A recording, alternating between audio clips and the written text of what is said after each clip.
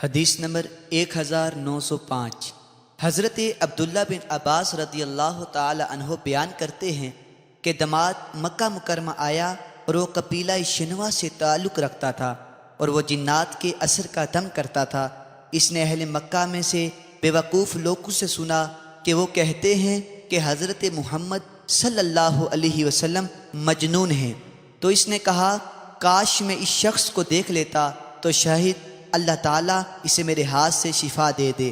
حضرت ابن عباس رضی اللہ تعالی عنہ فرماتے ہیں اس کی آپ سے ملاقات ہوئی تو اس نے کہا اے محمد صلی اللہ علیہ وسلم، میں اس اثر کا دم کرتا ہوں اور اللہ تعالیٰ جسے چاہتا ہے میرے ہاتھ سے شفا دیتا ہے، آپ کا کیا خیال ہے؟ رسول اکرم صلی اللہ علیہ وسلم نے فرمایا، ترجمہ: بے شک تمام تعریفیں اللہ تعالیٰ کے لیے ہیں، ہم اس کی تعریف کرتے ہیں اور اس سے مدد مانگتے ہیں۔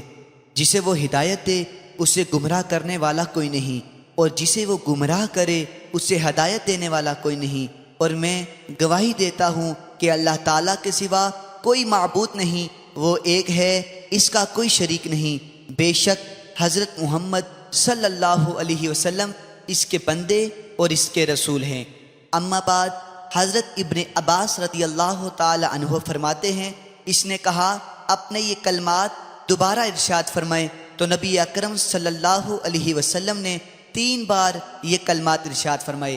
اس نے کہا میں نے کاہنوں، نجومیوں کا کلام، جادوگروں کا کلام، شعراء کا کلام سنا ہے، لیکن ان کلمات جیسا کلام نہیں سنا، یہ تو بلاغت کے سمندر میں ڈوبا ہوا ہے۔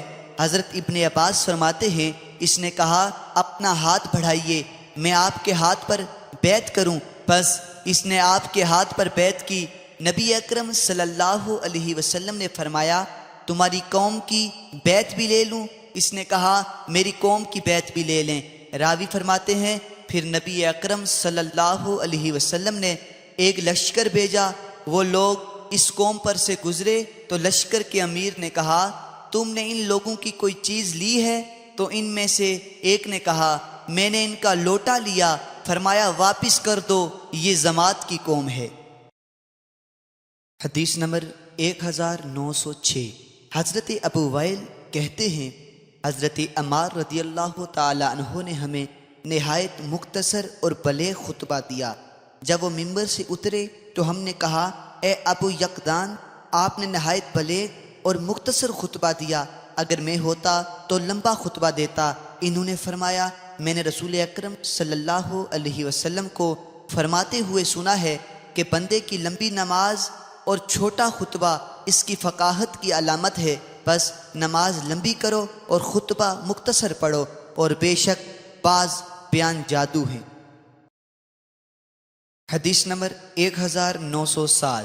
حضرت عدی بن حاتم رضی اللہ تعالی عنہ فرماتے ہیں کہ ایک شخص نے نبی اکرم صلی اللہ علیہ وسلم کے پاس خطبہ دیا اور کہا جس نے اللہ تعالیٰ اور اس کے رسول صلی اللہ علیہ وسلم کی اطاعت کی اس نے ہدایت پائی، اور جس نے ان دونوں کی نافرمانی کی وہ بھٹک گیا۔ تو نبی اکرم صلی اللہ علیہ وسلم نے تم بہت برے خطیب ہو، یوں کہو جس نے اللہ تعالیٰ اور اس کے رسول صلی اللہ علیہ وسلم کی نافرمانی کی وہ بھٹک گیا۔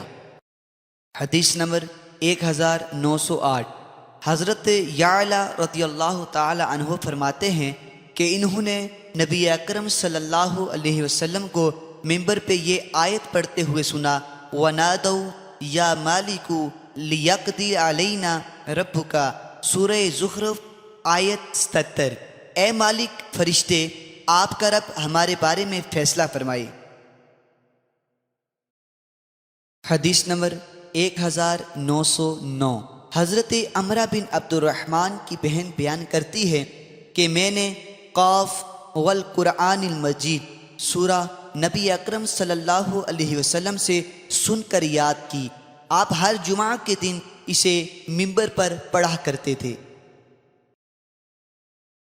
حدیث نمبر 1910۔ ایک اور سند سے بھی یہ روایت منقول ہے۔ حدیث نمبر 1911۔ حضرت حارثہ بن نعمان کی بیٹی کہتی ہیں میں نے سورہ قاف والقرآن المجید رسول اکرم صلی اللہ علیہ وسلم سے سن کر یاد کی۔ آپ ہر جمعہ کے دن خطبہ میں یہ سورت پڑھتے تھے۔ وہ فرماتی ہیں ہمارا اور رسول اکرم صلی اللہ علیہ وسلم کا تنور ایک ہی تھا۔ حدیث نمبر 1912۔ حضرت حارثہ بن نعمان کی صاحبزادی ام حشام فرماتی ہیں کہ 2 سال یا 1 سال اور کچھ زائد عرصہ ہمارا اور رسول اکرم صلی اللہ علیہ وسلم کا تنور ایک ہی تھا، اور میں نے قاف والقرآن المجید آپ کی زبان مبارک سے سن کر یاد کی۔ آپ ہر جمعہ کے دن خطبہ ارشاد فرماتے ہوئے یہ سورت پڑھتے تھے۔ حدیث نمبر 1913۔ حضرت عمارہ بن رویبہ نے کہا کہ انہوں نے بشر بن مروان کو ممبر پر ہاتھ اٹھاتے ہوئے دیکھا تو فرمایا اللہ تعالیٰ اس کے دونوں ہاتھوں کو برباد کر دے۔ میں نے رسول اکرم صلی اللہ علیہ وسلم کو دیکھا، آپ صرف شہادت کی انگلی سے اشارہ کرتے تھے، اس پر اضافہ نہ فرماتے۔ حدیث نمبر 1914۔ ایک اور سند سے بھی اس قسم کی روایت آئی ہے۔ حدیث نمبر 1915۔ حضرت جابر بن عبداللہ رضی اللہ تعالی عنہ سے مروی ہے، فرماتے ہیں نبی اکرم صلی اللہ علیہ وسلم جمعہ کے دن خطبہ پڑھ رہے تھے کہ اس دوران ایک شخص آیا تو نبی اکرم صلی اللہ علیہ وسلم نے پوچھا اے فلاں کیا تم نے نماز پڑھ لی ہے؟ اس نے عرض کیا نہیں۔ فرمایا اٹھو اور نماز پڑھو۔ حدیث نمبر 1916۔ ایک اور سند سے اسی طرح مروی ہے اور 2 رکعتوں کا ذکر نہیں۔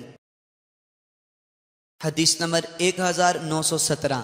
حضرت جابر بن عبداللہ رضی اللہ تعالی عنہ سے مروی ہے، فرماتے ہیں ایک شخص مسجد میں داخل ہوا اور رسول اکرم صلی اللہ علیہ وسلم خطبہ پڑھ رہے تھے۔ آپ نے فرمایا کیا تم نے نماز پڑھ لی ہے؟ اس نے عرض کیا نہیں۔ فرمایا کھڑے ہو کر 2 رکعتیں پڑھو۔ حدیث نمبر 1918۔ حضرت جابر بن عبداللہ رضی اللہ تعالی عنہ سے مروی ہے، فرماتے ہیں ایک شخص آیا اور رسول اکرم صلی اللہ علیہ وسلم جمعہ کے دن ممبر پر خطبہ دے رہے تھے۔ آپ نے اس سے پوچھا کیا تم 2 رکعتیں پڑھ چکے ہو؟ اس نے عرض کیا نہیں۔ فرمایا پڑھو۔ حدیث نمبر 1919۔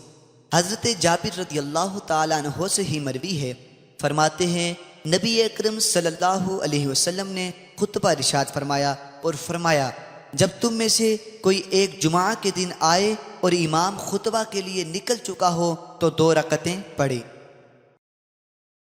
حدیث نمبر 1920۔ حضرت جابر رضی اللہ تعالی عنہ فرماتے ہیں حضرت سلیق غطفانی جمعہ کے دن آئے اور رسول اکرم صلی اللہ علیہ وسلم نماز سے پہلے ممبر پر تشریف فرما تھے۔